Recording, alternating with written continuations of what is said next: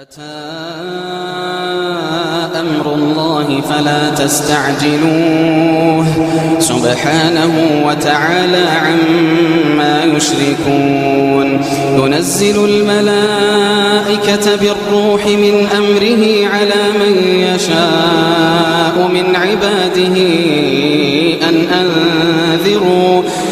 أنذروا أنه لا إله إلا أنا فاعبدون أنه لا إله إلا أنا فاتقون.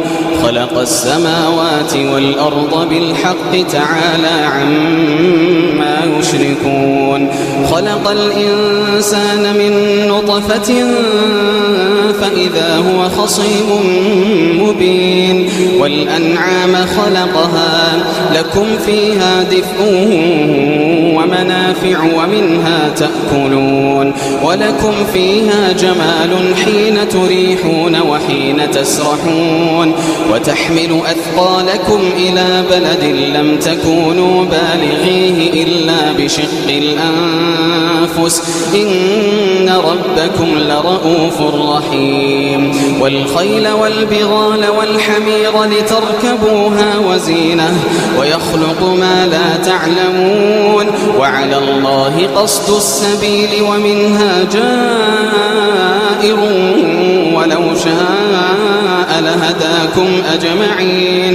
هو الذي أنزل من السماء ماء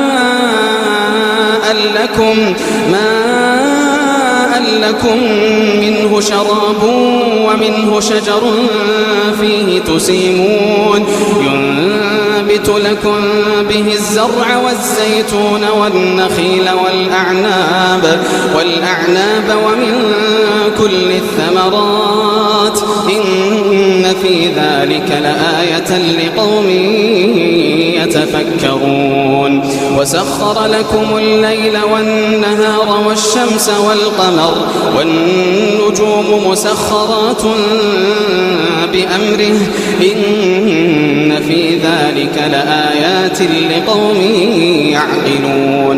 وما ذرأ لكم في الأرض مختلفا ألوانه إن في ذلك لآية لقوم يذكرون.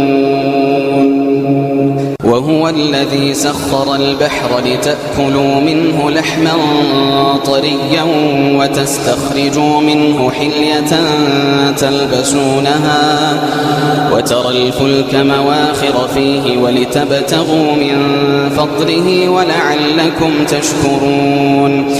وألقى في الأرض رواسي أن تميد بكم وأنهارا وسبلا لعلكم تهتدون. وعلامات وبالنجم هم يهتدون.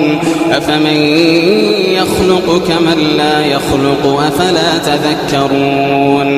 والله وإن تعدوا نعمة الله لا تحصوها إن الله لغفور رحيم.